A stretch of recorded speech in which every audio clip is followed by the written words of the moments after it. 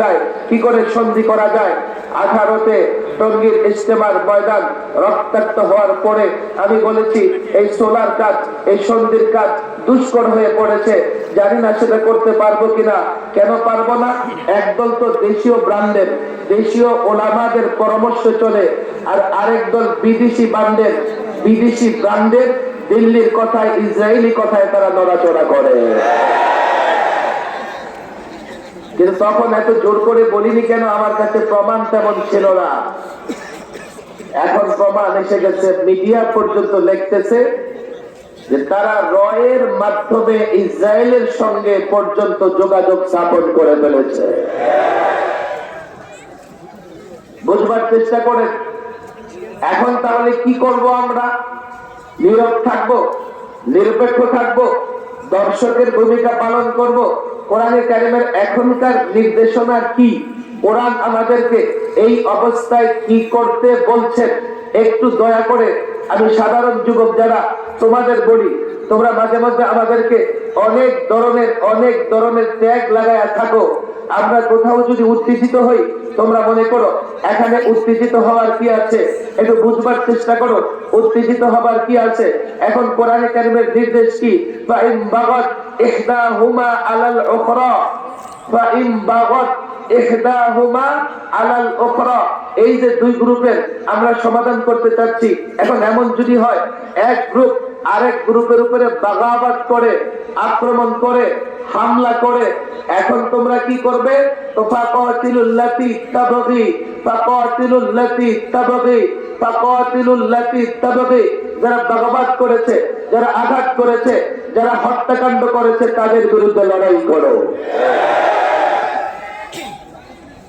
আয়াতের উপর আলোচনা করলে সময় অনেক লেগে যাবে। নামাজও আমাদের নিকটে, নামাজও পড়তে হবে। খেয়াল করে শোনেন, হত্যাকাণ্ড এই পৃথিবীতে সবচাইতে বড় অপরাধ।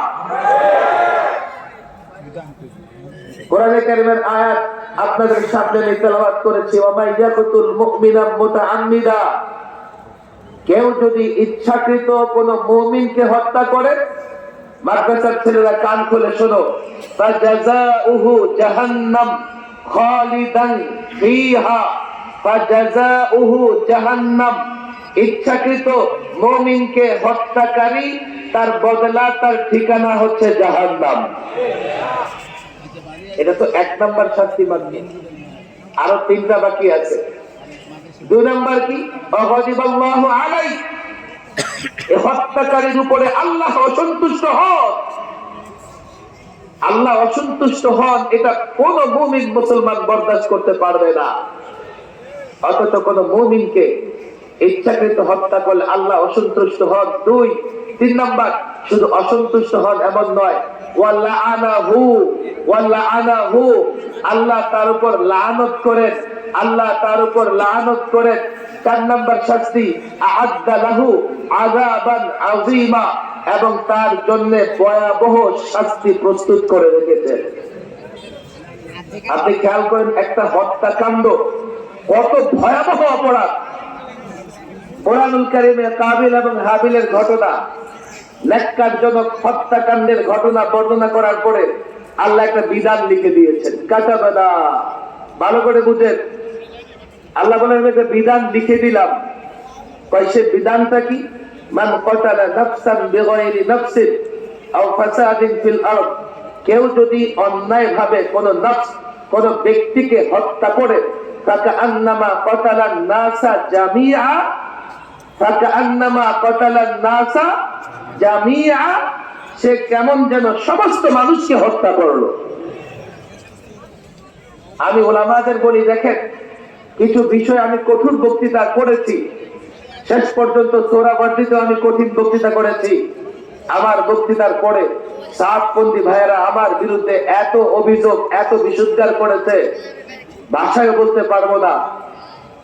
ওলামারা যদি বুঝে, ছাত্র জনতা যদি বুঝে, তারা আমার বিরুদ্ধে কি বিশুদ্ধার করেছে আমি তা পরোয়া করি না। হাদিসে ও হত্যাকাণ্ডের সম্পর্কে কঠিন উক্তি আসছে, শিবাবুল মুসলিমি ফুসুকুন ওয়া কিতালুহু কুফরুন, কোন মুসলমানকে গালি দেওয়া মারাত্মক অন্যায়, আর কোন মুসলমানকে হত্যা করা, কিতাল করা কুফর, কুফর কুফরি কাজ।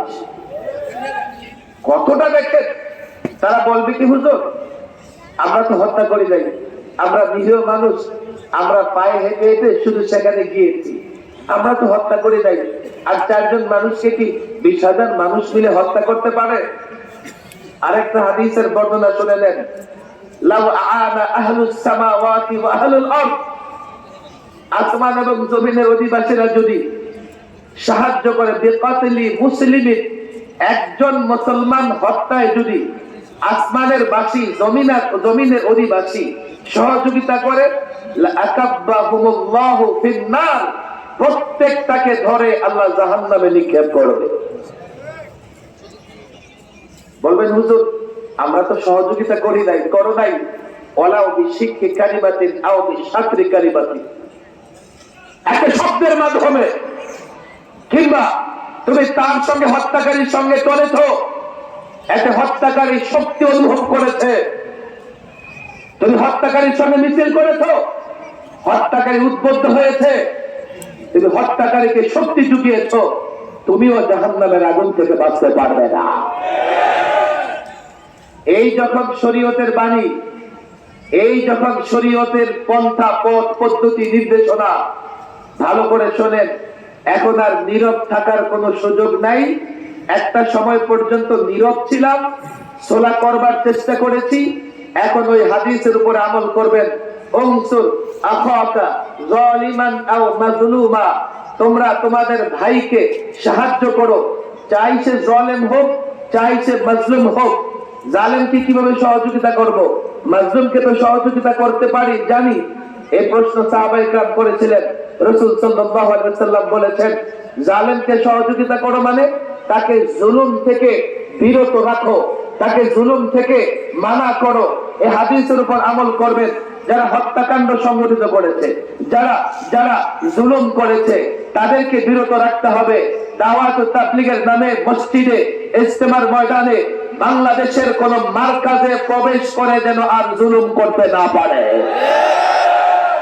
আর যারা মাজলুম হয়েছে, যারা ওলামাদের তত্ত্বাবধানে দাওয়াত ও তাবলীগের কাজ করছে, তারা টঙ্গী ইজতেমায় দাওয়াত ও তাবলীগের কাজ করবে, বাংলাদেশের প্রত্যেকটা মারকাজে দাওয়াত ও তাবলীগের কাজ করবে, মসজিদে করবে। জালেম যদি জুলুম করতে আসে, তাকে যদি আমরা সেভ করি, তার পক্ষে অবলম্বন করি, তখনই মাজলুমকে সহযোগিতা করা হবে। কথা ঠিক না বেঠিক? অনেক কথা, ব্যথার জায়গা অনেক। আমি পরিষ্কার, আমার এই স্টেল দাওয়াত ও তাবলীগ দিয়া আর সুযোগ দেওয়ার কোনো সুযোগ নাই। দুনিয়ার আইনেও তাদের বিচার হবে, পরকালেও আল্লাহ তাদের বিচার করবেন। কথা ঠিক না বেঠিক? আমি দাওয়াত ও তাবলীগের সাধারণ সাথীদের বলি, আজকেও গতকাল লক্ষাধিক জনতার সামনে বলে এসেছি, আপনারা যারা দাওয়াত ও তাবলীগের সাধারণ সাথী, আপনাদেরকে ভুল বোঝানো হচ্ছে। ওলামাদের কাছে যান, তওবা করেন, ওলামাদের তত্ত্বাবধানে আপনারা দাওয়াত ও তাবলীগের মেহনত করেন। তবে আপনাদের ভেতরে যারা অপরাধী, যারা সরকারকে অস্থির করবার জন্য, দেশে নৈরাজ্য সৃষ্টি করবার জন্য হত্যাকাণ্ড ঘটিয়েছে, তাদের ছাড় দেওয়ার কোনো প্রশ্নই আসে না। কেন বলছি এ কথা? এই টঙ্গী ইজতেমার ময়দানের হত্যাকাণ্ডের সঙ্গে সেই ইসকন থেকে শুরু করে সিএনজি লীগ, ভ্যান লীগ, রিক্সা লীগ, ইসকন লীগ, সাহাদ লীগ সব একই সুতোয় গাঁথা। সাধারণ দাওয়াত ও তাবলীগের সাথীরা এগুলো জানে না। আজকে এগুলো পত্রিকায় প্রকাশিত হয়েছে। অনেক কথা বলতে গেলে বলতে হয়, কেন এগুলো হচ্ছে, একের পর এক ষড়যন্ত্র কেন হচ্ছে? কেউ মনে করবে অমুক দল যাতে ক্ষমতায় না আসতে পারে, মিথ্যে কথা। বাংলাদেশের কোন রাজনৈতিক দল নিয়ে তাদের মাথা ব্যথা নাই। তাদের মাথা ব্যথা হচ্ছে ইসলাম মুসলমানের উন্নতি হয়ে যায় কিনা। আরে ওলামাদের বলি, আমার লম্বা গবেষণায় আমি এই কথা খুঁজে পেয়েছি, ক্ষমতার পালা বদলে কে আছে এটা দেশের দুশ্মন, ইসলামের দুশ্মনদের যায় আসে না। তারা মূলত আতঙ্কিত যে বিষয় নিয়ে, দেখো সামাজিক যোগাযোগ মাধ্যমে যশোরের এক মাদ্রাসার ছাত্ররা যেমন খুশি তেমন সাজো, এমন একটা অনুষ্ঠান করেছে। স্কুলে হয় না, দুই বাচ্চা বর করে সাজে, সাজে কি সাজে না? একজন কৃষক সাজে, মাঝি সাজে, মাল্লা সাজে, আছে না নাই? আবার কেউ শিক্ষক সাজে, কেউ মোড়ল সাজে, যেমন খুশি তেমন সাজে। স্কুল কলেজে আছে না নাই? আবার মাদ্রাসার ছাত্ররা শুধু অপরাধটা কি করেছে, এই রুমালটা দিয়ে মুখটা ঢেকে দিয়েছে। এতটুকু অপরাধ, পাঞ্জাবি কোটাতে এমনি পড়ে, রুমালটা দিয়ে মুখটা ঢেকেছে, আর খেলনার বন্দুক এগুলো নিয়ে মার্চ করেছে, দৌড়াদৌড়ি করেছে। পুরো দিল্লির তখতে তাউস পর্যন্ত কেঁপে উঠেছে। তাদের মিডিয়াগুলোতে প্রচার করতেছে, হায় হায় আমাদের সীমান্তে এগুলো হচ্ছে। অবাক করা বিষয় হলো, এই যশোর থেকে কলকাতা পর্যন্ত যে রোড, এই রোডের নামও যশোর রোড। আমি কলকাতার প্রোগ্রামে গিয়ে অবাক হইলাম। যাই হোক, আমার দেশের একটা নাম অন্তত ঢুকতে ঢুকতে কলকাতা পর্যন্ত আসতো। শুধু এটা পার্টিশনটা উঠাইয়া ওই পর্যন্ত স্লোগান দিলেই কায়েম হয়ে যাবে। এতটুকুই করেছে। তাদের বড় ভয় হচ্ছে ইসলাম এবং মুসলমানের উন্নতি অগ্রগতি হয় কিনা। এদেশে গত 16 বছরে সবচাইতে বেশি জুলুম সহ্য করেছে উলামায়ে কেরাম। যখন আলেমরা জুলুম সহ্য করেছে, তো তারা ফেসিবাদীদের সাপোর্ট দিয়েছে। আর ফেসিবাদীরাও ইসকনের মতো উগ্র সন্ত্রাসী গোষ্ঠীকে দুধ কলা খাইয়ে তাদের ঘাড় মোটা বানিয়েছে। এখন আদালত চত্বরে আইনজীবী হত্যা করে, আর আদালত চত্বরে স্লোগান দিতে থাকে, একটা একটা মুসলমান ধর ধরে ধরে জবাই কর। আজকে দেখেন, 5ই আগস্ট একটা পরিবর্তন হয়েছে। ছাত্র জনতা ওলামাদের বলি, এই পরিবর্তন আমাদের দুটো টার্গেট ছিল। আমরা দৌড়ে গিয়েছি সচিবালয়ে, শিক্ষা উপদেষ্টার সঙ্গে বৈঠক করেছি। ফেসিবাদ অনেক ক্ষতি করেছে, সবচেয়ে বড় ক্ষতি যেটা করেছে, শিক্ষা ব্যবস্থাকে নাস্তিকতাবাদ, শিক্ষা ব্যবস্থাকে ট্রান্সজেন্ডার আর দারিজম দিয়ে এতটা নিচে নামিয়ে গেছে যে এদেশের মুসলমানের সন্তান স্কুল কলেজে পড়ে ঈমান নিয়ে বের হতে পারবে আমাদের আশঙ্কা হচ্ছে। আমাদের বলা হলো, হুজুর এত তাড়াতাড়ি এত বড় সিলেবাস কি করে তৈরি করব? আমি বললাম, একটা কাজ করেন, 12 আগে ফিরে যান।